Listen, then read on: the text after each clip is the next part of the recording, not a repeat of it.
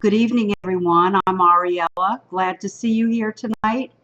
As usual, I'm going to start with telling you about the technology, which is at least a 15-second lag time. So if you type anything in, it'll be a few moments before I get to see it and respond to you, but I haven't forgotten you. And it's difficult for me to look directly into the webcam, which I know is probably annoying, and I do apologize for that. Tonight, guess what? We're going to be talking about Tu B'Av, which is our equivalent of the Jewish equivalent of our Valentine's Day. And I hope you can, I'm going to switch over here for just a moment. You can see the pretty background, Tu B'Av. My associate worked very hard on that, all the roses, etc. And I'm dressed in the traditional white, and we'll talk about that tonight too.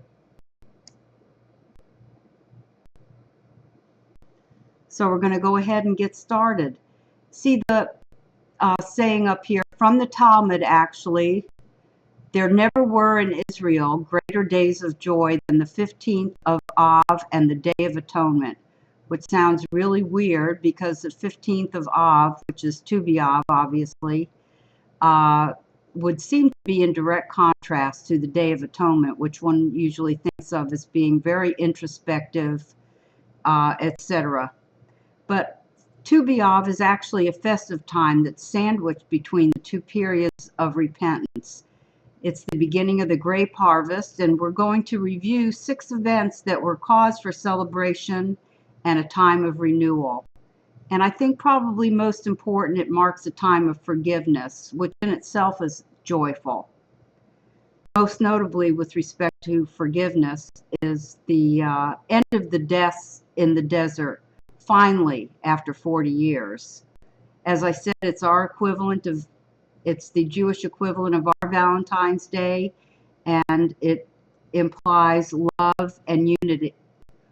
With respect to religion, there are no eulogies at the funerals.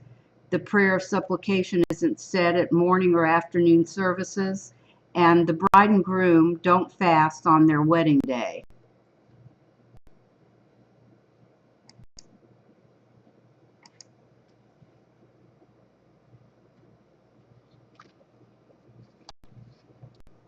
So what we're going to talk about tonight are 6 events that occurred on Tu B'Av. We're going to look at 6 love stories from the Tanakh. We're going to look at the prayer Ahavat Olam, which means everlasting love. And then we're going to conclude by looking at some Tu B'Av customs. And I think that you would be mighty surprised to find out that most Jews actually don't know about Tu B'Av.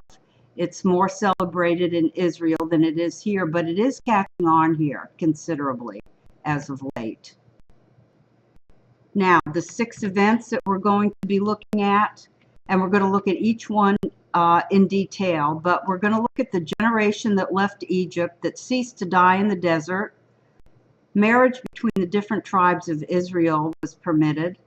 Intermarriage with the tribe of Benjamin was once again permitted. King Hoshea permitted pilgrimages to Jerusalem again. The dead from the Battle of Beitar were granted burial, and wood gathered for the temple was completed.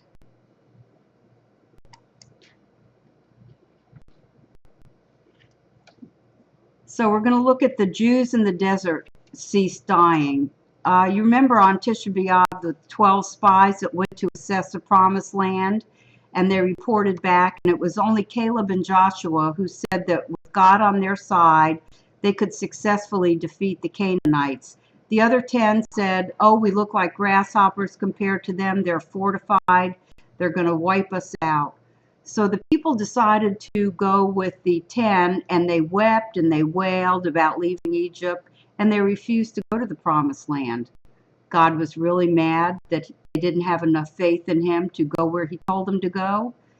And because of that, he decreed that that entire generation, those who were over the age of 21, would die in the desert in which they were to wander for 40 years. And every year on Tisha B'Av, remember that was for us last week, they dug their graves and prepared to die. And in the morning, Sure enough, there were a lot of them that did die. They were buried. And in the 40th year, they dug their graves as usual, but no one died. So they thought they actually counted the days wrong until it got to be the 15th of Av, which is Tu B'Av today, when they realized that the dying was over, they were forgiven, and Moses could again communicate with God. At this point, there were 15,000 people left, and that's all. Next one we're looking at is that the second event was intertribal marriage was permitted. You remember Parsha Pinchas, Numbers 36, verses 8 through 9, that any unmarried woman who inherits property has to marry someone from a family of the tribe of her father so that the inheritance won't pass on to another tribe. One man, Zelophehad, who died in the desert, had 5 daughters and no sons. And in the 40th year since the Exodus from Egypt, the 5 sisters brought their case before Moses, the high priest, and the congregation. They went to the entrance of the tent of the meeting to try and get this edict changed. Several years later, indeed, the prohibition was lifted, and that was on Tu B'Av. And in the meantime, they were very dutiful and they married their cousins.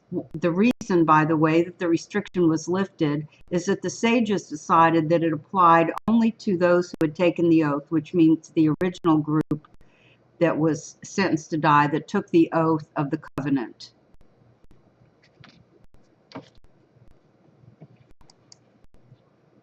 Intermarriage with the tribe of Benjamin was also permitted on Tu B'Av. In Judges 19 through 21, we read about the story of the concubine of Givah. And a man, his concubine, and his servant were on their way home, and one evening they stopped overnight in Givah, which is in the territory of the tribe of Benjamin.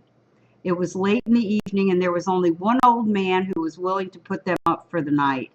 He offered the people and their donkeys food and drink, and while they were eating, the wicked people from the city banged on the door and demanded that the old man send out the 2 men, the servant and the man. And the old man who put them up pleaded with the crowd not to do anything disgraceful. He offered up his daughter and the concubine in their stead. So the wicked guys who were banging on the door took the concubine, assaulted her, and when she returned in the morning, she died on the doorstep. The man took his concubine home, cut her into 12 pieces, and sent 1 piece to each tribe. The nation obviously was very disgusted and demanded that the wicked men be turned over for punishment. The tribe of Benjamin and the city of Givah refused, and the tribe swore that no man from the tribe of Benjamin could marry their daughters from that point on. Several years later, however, they realized that they were cutting off their nose to spite their face, and on Tu B'Av, this restriction was lifted. And again, the reason being that it only applied to those who had taken the oath. And this, in fact, happened. The restriction was lifted on Tu B'Av. The next event we're going to look at is the road to Jerusalem was opened. You remember the wicked king Jeroboam? He was the one who put sentries on the road to the first temple in an attempt to get the Jews to worship idols. He even set up little places on the way to get them to worship the idols. King Hoshea was the last king of the Israelites. He removed the barriers so that the Jews could once again go to Jerusalem. Hello, guest 410.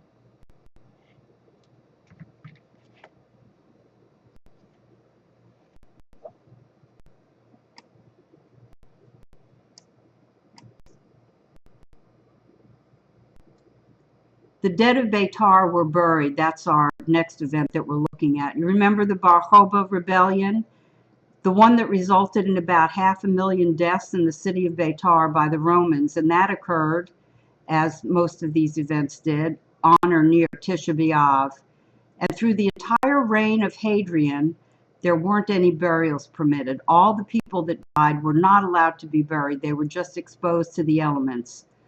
And on Tu B'Av, after Hadrian resigned, if you will, the dead were permitted to be buried. And some sources say that despite the exposure, second miracle, the bodies were not decomposed.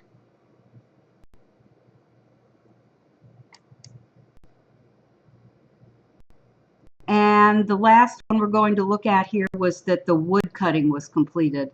Wood was cut during the year to ensure that the eternal flame on the altar and that the burning of the temple sacrifices could continue throughout the year. But the wood, if you recall, had to be free of worms, and the best way to keep it worm-free was to keep it dry. After Tu B'Av, the sun was insufficient to dry the wood, so that the wood cutting concluded on Tu B'Av for the year. And that day included feasting and rejoicing, as is done upon the conclusion of any holy endeavor. And it was also celebrated with the ceremonial breaking of the axes.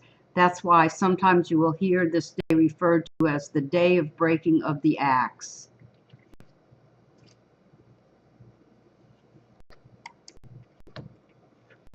Now we're going to look briefly at 6 love stories from the Tanakh. I summarized these very briefly. Most of you are probably familiar with them. We're going to look at Isaac and Rebekah, Rachel and Jacob, Boaz and Ruth, Hannah and Elkanah, Hosea and Gomer, and Esther and the king of Persia.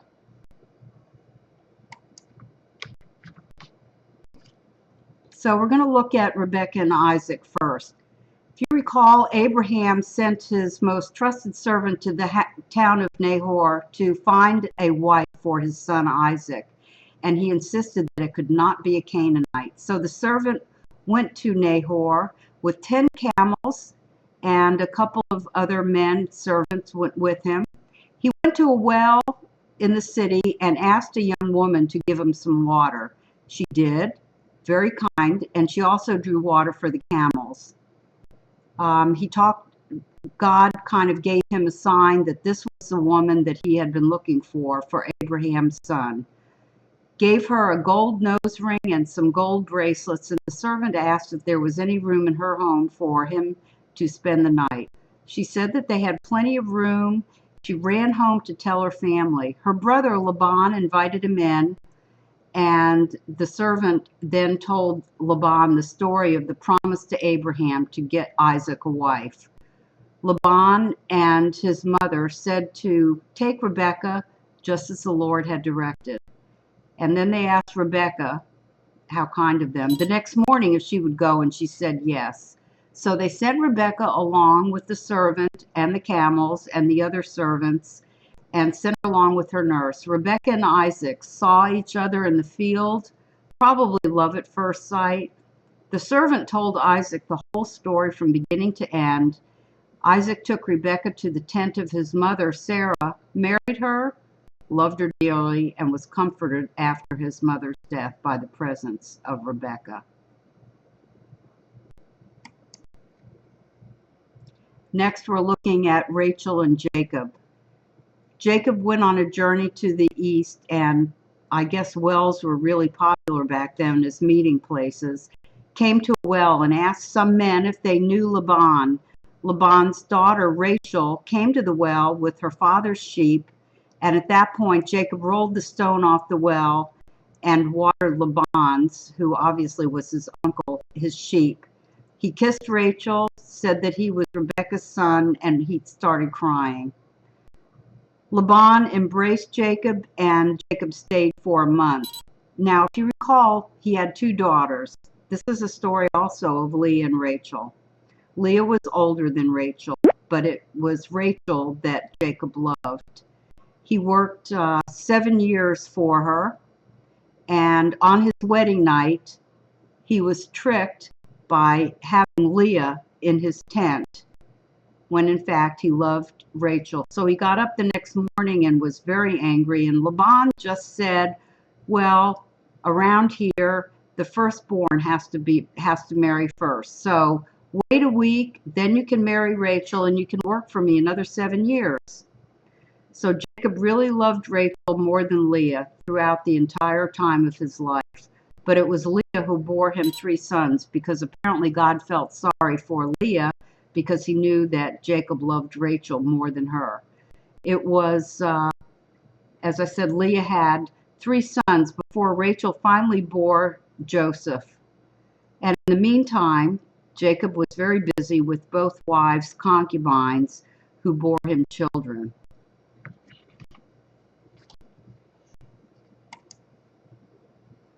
Next, we'll move on to Boaz and Ruth.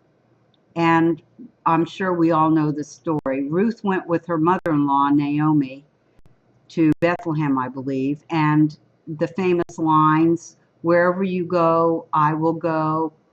Wherever you lodge, I will lodge. Your people shall be my people, and your God, my God." Now, Boaz was a relative of Naomi's dead husband, who met Ruth in his field where she was gleaning with the rest of the poor people. They were very poor at that point. Boaz told Ruth to stay in his field and told the staff to watch over her. He'd heard about how great she was, what a kind thing she'd done for Naomi. One night, Naomi suggested that Ruth go and stay with Boaz. So Ruth went and stayed at Boaz's feet without his knowledge, and when he woke up in the morning, he was pretty surprised. He married Ruth subsequently after advising the town's elders that he was redeeming the family's land and Ruth as his wife. In that day, if you took the property, you also acquired the wife if the husband was dead. It was almost a law.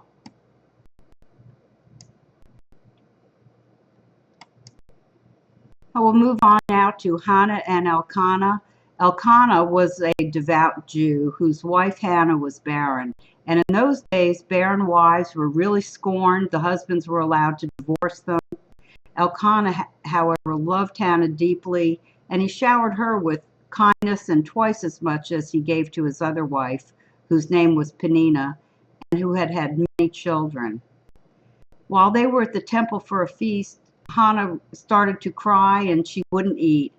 And when she told Elkanah that she was crying because she had no children, Elkanah, bless his heart, what did he say? "Am I not more to you than 10 sons?" Hannah prayed and her lips were moving, but she was inaudible. And the priest that saw her thought that she was drunk. And when Hannah told the story to the priest said her prayers would be answered. And later, as you know, Samuel was born to Hannah and Elkanah.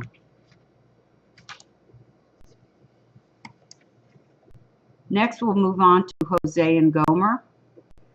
God told Hosea, this is Hosea the prophet, to get married, and told him, however, that she was going to be unfaithful and become a prostitute. So he courted Gomer, who was apparently extremely beautiful, fell madly in love. She accepted his marriage proposal. They got married, had 3 children, and after the 3 children, she left him for another man. And after that, things went downhill. She went from man to man and wound up with one who couldn't pay for even her food and clothing. So what did this great guy do? He went to the man that she was living with, who couldn't give her food and clothing, and gave him money so that he could buy her the clothes and the food. Later on, he heard that she was going to be sold into the slave market, and he outbid everybody else. And subsequent to that, she became an honest and faithful wife. Now we're going to look at Esther and the king, and everybody's familiar with this story having to do with Purim. You remember Vashti, who was the wife of the Persian king, who refused to appear unveiled at a feast, so he executed her. Haman became the prime minister at about that same time, and Mordecai, who was Esther's guardian and uncle, I believe, refused to bow down to Haman, who got really angry at his unwillingness to do that and offered 10,000 silver coins to the king if the king would issue a decree to kill all Jews. The decree was issued, and Esther was begged to intercede. She fasted for 3 days and went before the king without a summons, which at that time was against the law. and we need to remember that the king didn't know that she was a Jew. The king, however, accepted her visit, and she invited the king and Haman to a feast. On the second day of the feast, the king offered Esther anything she wanted, even half of his kingdom. So what did she do? She begged for her life and the life of all Jews, and she also went ahead and revealed what Haman's plot had been.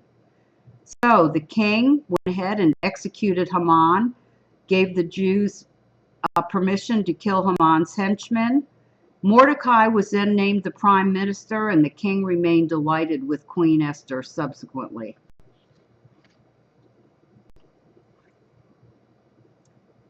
And now I usually read Psalms and prayers in Hebrew, but tonight I'm going to read it in English. This is Ahavat Olam, which means everlasting love. With an eternal love, oh, by the way, I'm sure you're probably familiar with it, but this prayer is about God's eternal love for us, and he shows us, expresses it through the gift of the Torah. With an eternal love, the house of Israel, your people, you have loved. Torah and commandments, laws and precepts you have taught us. Therefore, Hashem, our Elohim, when we lie down and when we rise, we will discuss your laws, and we will rejoice in the words of your Torah and your commandments forever and ever. For they are our life and the length of our days, and we will reflect on them day and night. Your love do not remove from us forever. Blessed are you, Hashem, who loves his people Israel.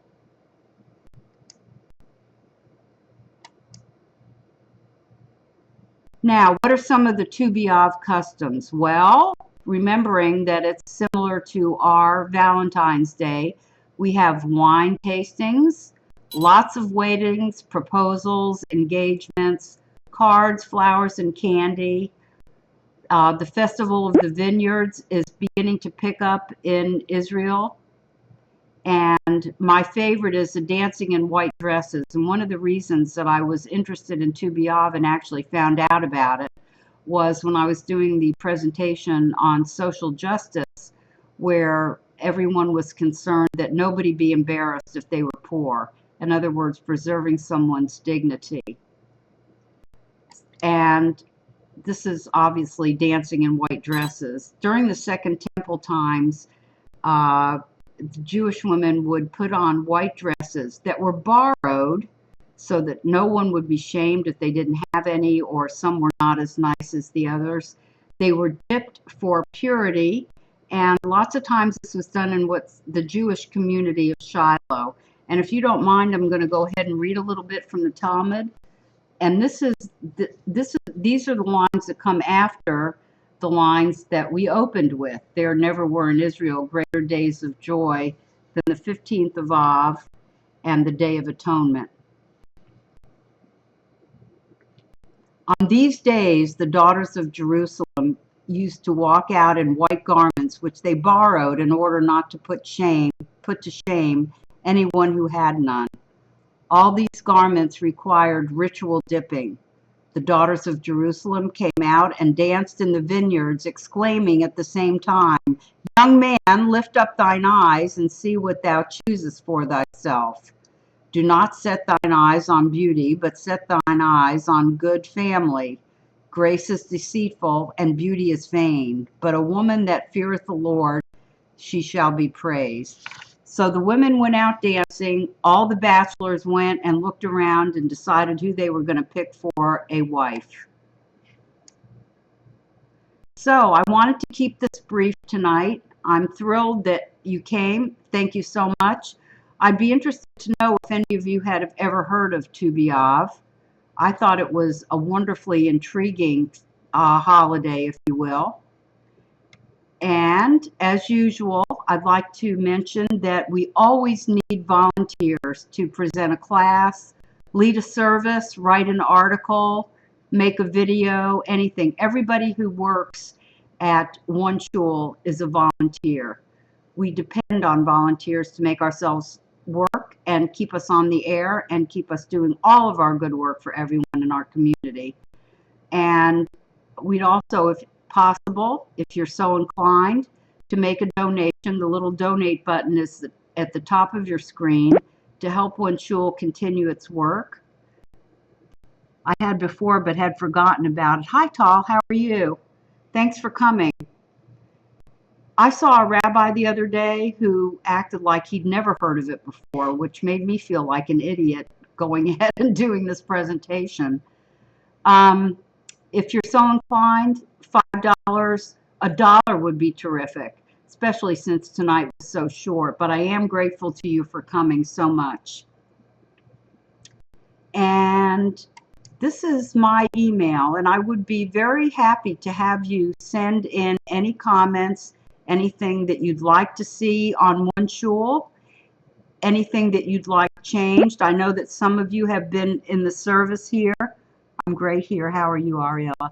Actually, Tal, you know, tomorrow morning is the morning that my dog gets his eye removed, and I'm a little anxious, which is probably why tonight's so short. Thank you so much for asking. So let me know, and you're probably going to get sick of seeing me because apparently I'm on the schedule repeatedly after covering for Ketzira last week. I'm apparently doing this Friday as well. That I always look forward to. I love you coming into my house on Shabbat for Shabbat dinner when we do Kabbalat Shabbat. So here's my email. I would love to hear from you, anything you'd like to see. And I think that's it for the evening. And again, I'd like to thank you for coming. And I appreciate it, Tal. Shalom. Good, I'll be praying for your dog. Thank you so much. He needs it. I appreciate it. Next to God, as I said last week, He is the center of my universe. So I wish you all happy Tu B'Av, or whatever kind of greeting one gives on this particular day. And again, I thank you so much for coming, and hopefully I will see you on Friday.